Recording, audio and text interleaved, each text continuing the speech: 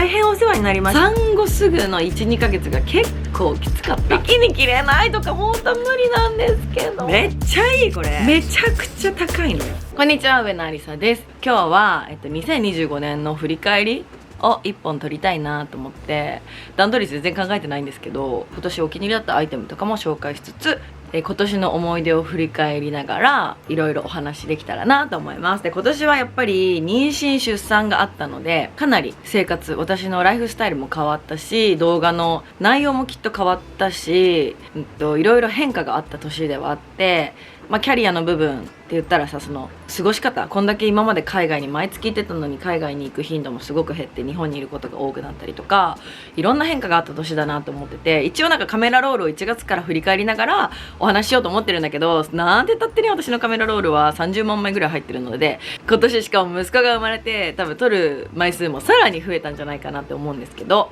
ちょっと1月から何したかなっていうのをざらっと振り返りながら途中でやめるかもしれないんですけど、まず1月は最初年始はね、もちろん年末年始私たち今まで妊娠前とかも結構海外に行くのは12月が多くて、30とかで帰ってきて年越しは日本でっていうことがすごく多くて、お正月がすごい、日本のお正月が好きなのと、やっぱり家族で過ごせる時間、マイルズの実家に行って私の実家に行ってとかで家族の時間もすごく好きなので、お正月は日本で過ごすことがとても多いです。で、去年は妊娠しててお腹もね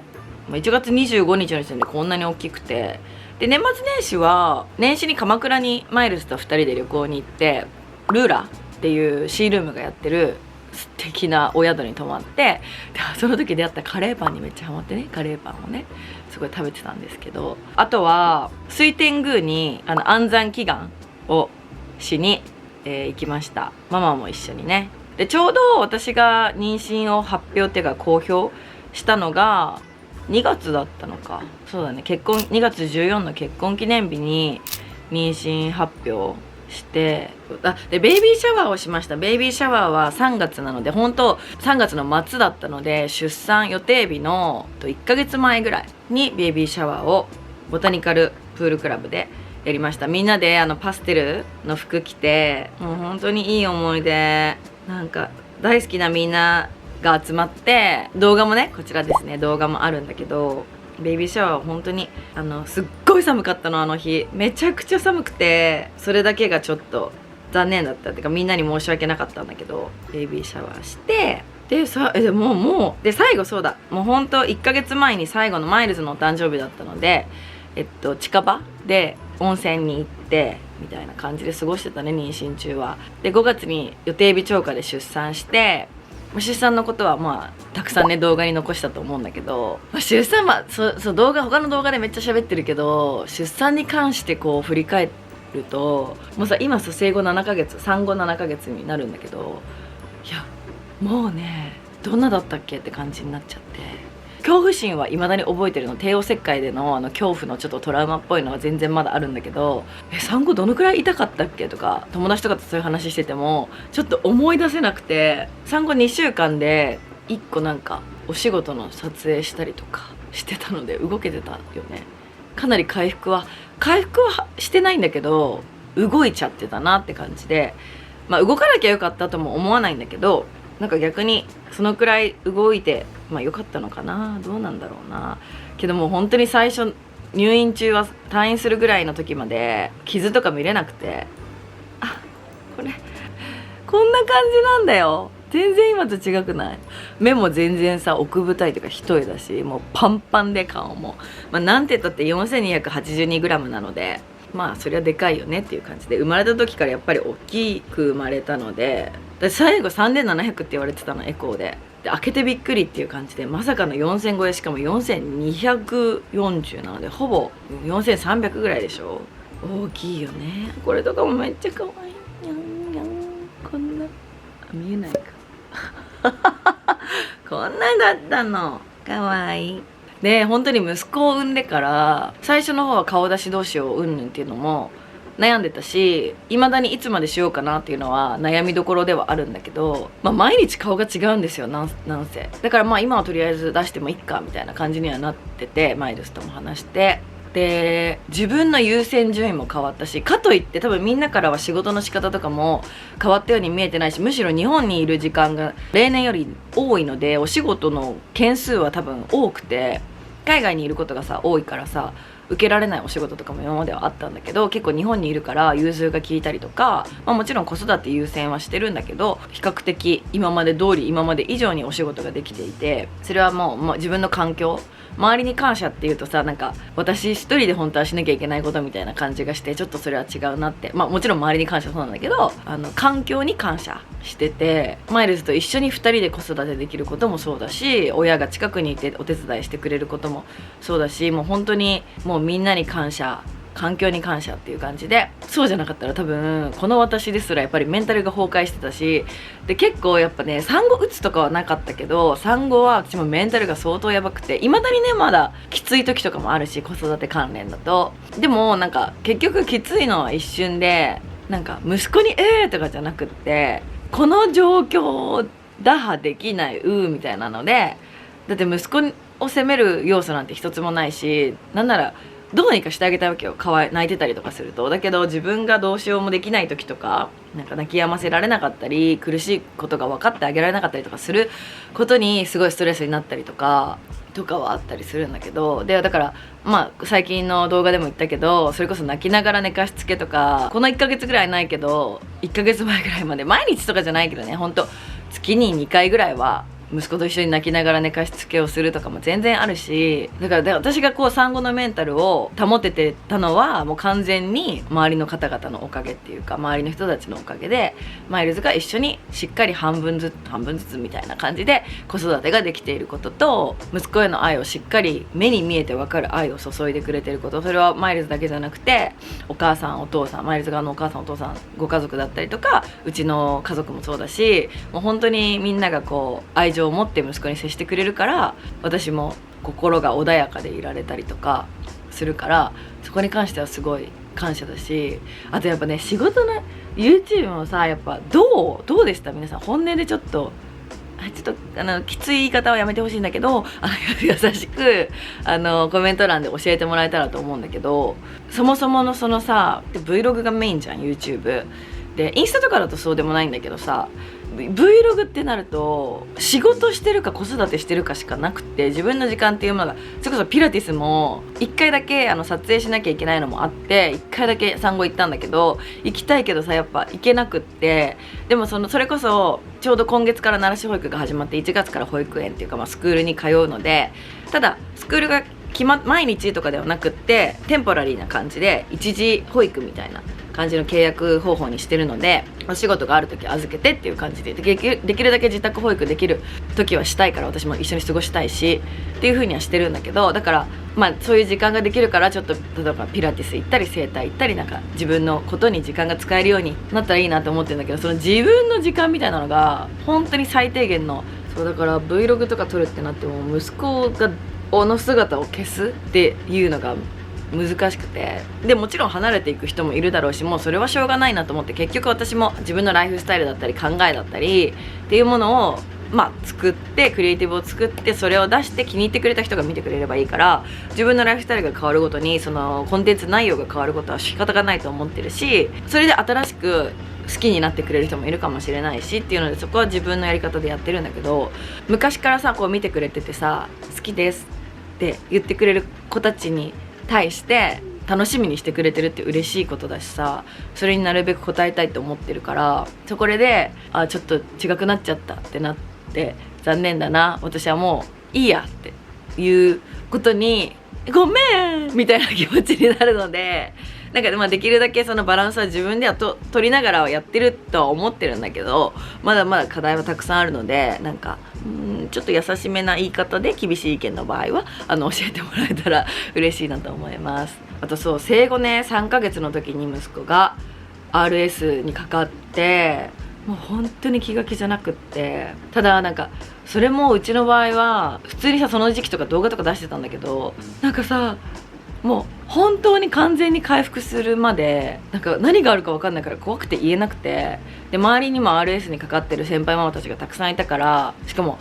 息子より若い年月齢とかでかかってる人とかもいたから、そういう人で毎日連絡して聞いたりとかしてて、うちの場合はやっぱ生まれたのが大きくて、その時3ヶ月の時点で5000グラム超えてたので、ステロイドのお薬が飲めたから、あと超早く気づけた。風邪だろうね、一応検査しようかって、インフル RS とかいろいろコロナとかを検査したら速攻で陽性が出て、 RS の陽性だってなんか時間も待たずにすぐ陽性が出ちゃって、でも早く気づけてよかったですってお医者さんにも言われて、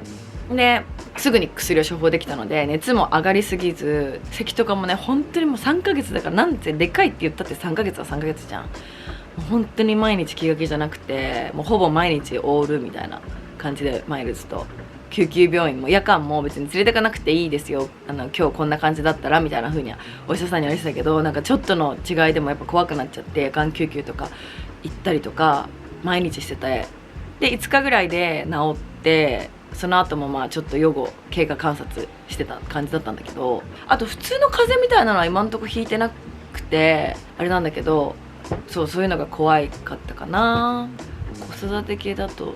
そうだね。あとは韓国に初めて海外マイルズと息子と行ったりとかして、韓国はまあ大変だった。なんか楽しかったけど、やっぱ子連れは結構百貨店とかにしかおむつ替えスペースとかもないので、もう息子優先のスケジュールっていう感じなので、まあ美味しい韓国料理が食べられた旅みたいなあとお友達に会えたので大々満足ではあったんですけど、やっぱ子連れ旅って近場だったから初めての海外旅行にはすごいぴったりだったかなとは思うんだけど、大変だなっていう風に思いました。石垣も行ったんだけど、石垣もすごい楽しかったね。息子との旅行っていうのをこう徐々に近いところから短い期間からこう慣らしていって、一緒に今後はなんかまあアメリカとかもね、家族に親戚に合わせたりとかもしたいから行くので、そのために旅行練習じゃないけどこうできてよかったなって思うかな。ほら結局振り返るとやっぱりこう子育て関連のことばかりで、もう3月4月ぐらいでスクロールもやめてしまったんですけどあとなんだろう、あと産後の体型とかは 1,2 ヶ月で結構もうほぼ戻ったんだっけな。今もプラス1か一番太ってた時ぐらいみたいな。何怒られるじゃない。怒られる。みんな頑張ってる。みんな頑張ってるのに。そうだね。言わないでください。確かに。ただお腹の質はマジ変わって、多分私ビキニ着れないと思う。お腹が出てるのはデフォルトだったので、妊娠前からそれはそれなんだけど、張りがあったの。やっぱ4300をここに身ごもっていて、こう亡くなった後のお腹はひどいもんですよ本当に。だからちょっとビキニ着れないとか本当無理なんですけど、なんか質と色、あと妊娠線じゃ正中線もまだ消えてないし、なんかあれこすったら消える説あるんだけど、こすっても消えなくて困っちゃってますって感じかな。けどどうだろう、この1年振り返って本当にやっぱりこの動画をタイトルから見た時点できっともうありさちゃん今年は妊娠出産で変わったよねっていうことでみんなが分かるぐらい、私もそこが一番メインの変わったことだったから、それで気づいたらもう年末だね。まあ気づいたら年末シリーズはもう毎年恒例って感じなのであれなんだけど、でも気持ち的な変化はやっぱ産後すぐの 1,2 ヶ月が結構きつかった。不安、恐怖、すっごい幸せだし、もう愛ってこういうことかって学んで、新しい感情っていうか今までの愛と比べ物にならない愛情っていうものを自分が経験できて、それがずっと更新されて本当に幸せなんだけど、人を育てていくという恐怖と、あと社会からこう隔離されてるような孤独感。マイルズも母も家にいるのにこうなんか孤独のような、まあその時も話したけど夢の中に生きてるような日々だったかな。でも2ヶ月ぐらいから取り戻してきて今まで通りみたいな感じだけど、今もやっぱりなんかこれが一時的なもののような気がしてて、このままこう自分たちが年老いていくまで息子がずっと私たちの人生にいるっていうことがすごい不思議っていうか、じゃない？マイルズもうなずいてるけどね。なんか今の子育てもさ、うちらチームワークで頑張ってるけど、なんか一時的なもののような感じっていうかさ、うまく言葉に表せないんだけどって思ってます。お気に入りアイテム的な、そうだね、ベスコスみたいな感じとかも、なんか口に毛ついてた。最近これさインスタにもまだ載せてなくてさ、ちょっと汚いので拭きます。このデコルテのこの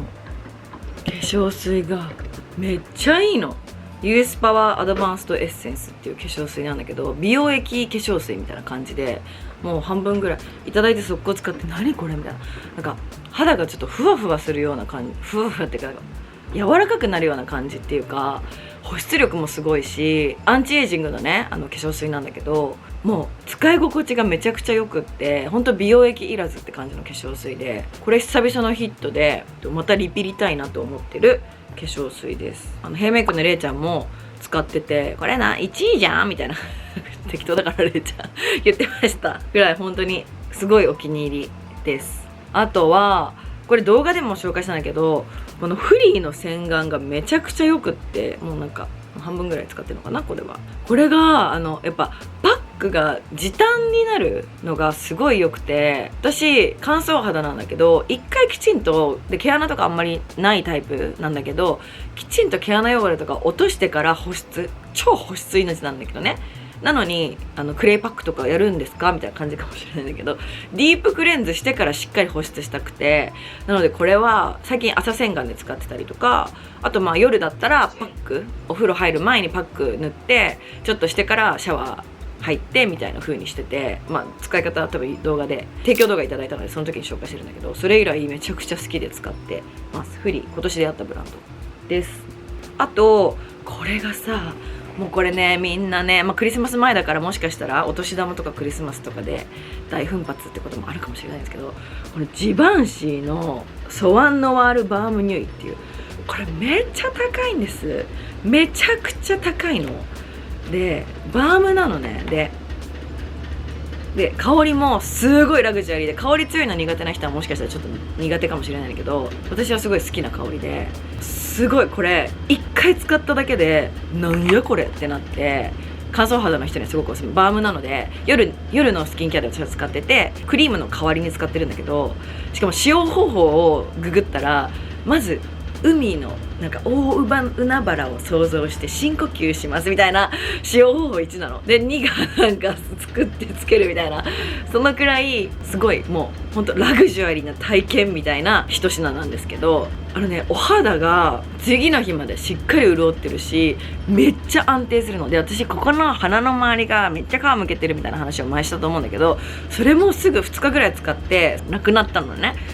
ですごい保湿力に優れてるので、この冬が乾燥すごいのか、私が産後で例年より乾燥がひどいのかちょっとわからないんだけど、もう本当に乾燥がすごくて、もう足とかズボン履く時にジップが引っかかって血とかで切れて、見せなかったけど前ですね、このでかい傷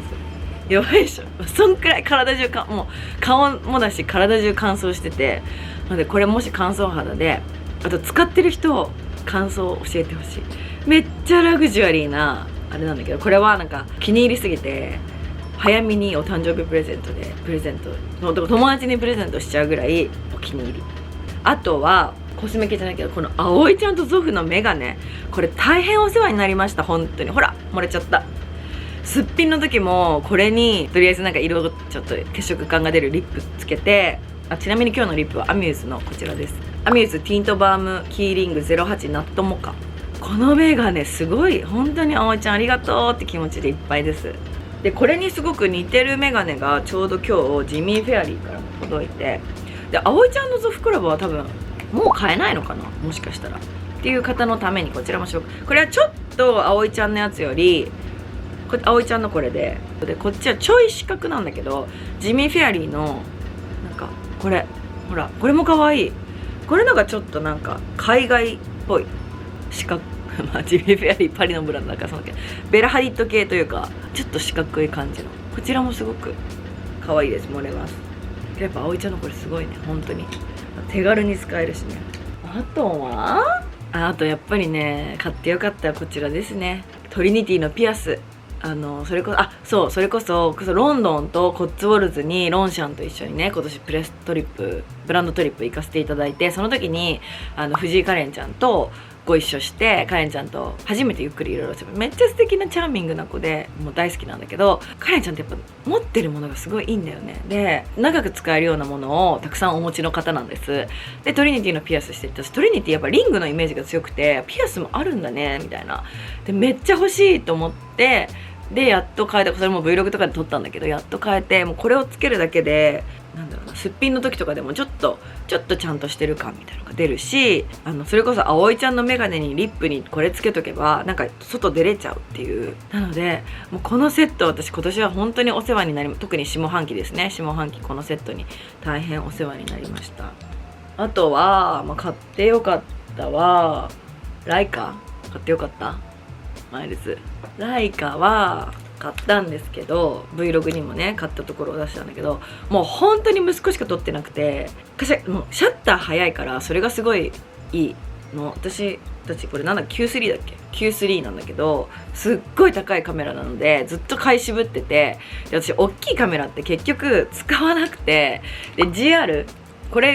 もすごいいいの、手軽で、これもカシャカシャカシャって撮れるし、手軽さで言ったらもうこっちの方がダントツなんだけど、やっぱり息子を高画質で残したいっていう親心があるじゃないですか。それでやっぱインフルエンサーの子たちで持ってる子がすごく多くて、ライカはみんな買いなよっておすすめしてくれてたんだけど、アリス絶対使うよみたいな、いや私持ち歩かないってみたいな。だけど持ち歩かない私でもやっぱ家で息子を撮るのにすごくぴったりだったので買ってよかったのと、たまになんか旅行とかの時に持ってみたりとかしたり、友達家族を撮ってあげたりとか、あと最近インスタに載せたグッチのバッグの写真とかライカで撮ってて、やっぱダントツいい。やっぱなんかね iPhone で十分じゃんとか思うんだけど、やっぱライカで撮った写真を特にスマホの画面とかで見るとダントツで全然違うねと思って、かといってあんまり持ち歩いたりはしてないんだけど、これも買ってよかったなと思います。あと手にね、これもうすっからかんほぼないのでもう一個買おうかな。エンドレスピンクをとってもたくさん使いました。落ちないし色味も、でもちょっとねエンドレスピンクだと最近薄く感じてきちゃって、その現象は何なんですかね、わかんないけど、ティヌはめちゃくちゃ、これはロンドンで買いました。ヘラのこのクッション、この間紹介したけどグローも使った。今日はグローなんですけど、めっちゃいい。これ何これ、前に興奮の様子は伝わったと思うんですけど、グローのがカバー力は低めで綺麗なツヤ、ただツヤンツヤンっていうよりはいい感じのこのツヤ、私イプサのパウダーを重ねてるんだけど、いい感じのこのツヤが出るのでめちゃくちゃ良いです。でちょっとカバーしたいなって時はこのマットタイプとまではいかないんだけど、こちらを使って、グロータイプは今日使ってます。気分によって使い分けてるっていう感じです。であとこれももう空っぽなんだけど、この SK2 の、CC のベージュ、これをめちゃくちゃ使いました。これはもうこれ1本で日焼け止めも塗らず、これが SPF50 プラス PA4 プラスなので、ベージュが色がねちょうど私の肌に合ってて、これを塗って、お化粧する時は上にパウダー重ねて、日焼け止めだけの時はダルバを使うので、ファンデーション塗る時もダルバのトーンアップを使うんだけど、これ1本で楽したい時はこれを使ってて、この SK2 の CC クリームも大変お世話になりました。あとお直しではこのディオールのスティックだね。スティックの私は 1CR 版、色を店舗に見に行って買ったんだけど、これがやっぱ鼻の下がね、ここ私すごい赤くなっちゃうので、出先とかでこうやってポンポンポンポンってお直しできる。なんかさ、みんなパウダーとか重ねた後にさ、どうやってさお直しするんだろう。韓国の子たちとかずっとクッションはたいてるんだけど、パウダーしないからあれクッションできるのかな。ちょっとよくその原理と皆さんのお直し情報を教えてほしいなと思うんですけど、私はもうパウダーを塗っちゃうから、お直しを基本しないんだけど、お仕事の時とかさすがにさ自前メイクだとちょっとお直ししなきゃいけないって時にこれがすごく助かるので、これは持ち歩き用に使ってます。なんか一時期ね、ヘイリーのロードの乳液と一緒に混ぜてこう筆で塗るとか、ビーって出してから混ぜて筆で塗るっていうのもやってたんだけど、最近はそんな手間をかける時間がないので、一切化粧はもうだから、そう産後にこういうのやっぱ使うようになった。とにかく時短にしたくて、でも化粧をしてる顔にとりあえずしときたいみたいな時にすごくお役立ちアイテムって感じでした。あと1個ね、そうだ、このリプティックのヘアスプレーもお気に入りです。フルール・ドゥ・ポー、これ私新作だと思ってたらかなり昔からある香りらしくて、全然知らなかった。なんでだろう、ベーとかの方がしてた。これすっごく爽やかないい香りで、ヘアミストなので香水じゃないからふわっと香ってすごくいいです。出先とかにカバンに私は入れて持ち歩いてます。出先とかでもちょっとシュッシュってできるのでおすすめです。はい、そんな感じでちゃんと振り返られたんでしょうか。振り返りながら最近のベスコスとかより最近のお気に入りアイテムを紹介した感じだったんだけど、楽しんでいただけたら嬉しいなと思います。年末はですね、この後も更新は続きます。一応26日が今年最後の動画となります。で1月2日から年始、いつも通り水金でとりあえずは更新して、たまにお休みがあったりとか、たまにフル尺じゃなくてショート動画だったりとかっていう感じにはなると思うんですけど、水金でやっていくので、来年はちゃんと振り返られたらいいけど、きっと来年の年末も同じようなことを言ってんだろうね。最近のお気に入りアイテムとか言ってんだと思うんですけど、はい、そんな感じで今日は、振り返ってみました。来年もぜひで、まだ締めないの、まだ更新あるのであと2回ぐらい、楽しみにしていただけたらと思います。では最後まで見ていただいてありがとうございました。よかったらチャンネル登録、いいね、コメントお待ちしてます。また次回のビデオでお会いしましょう。バイバーイ。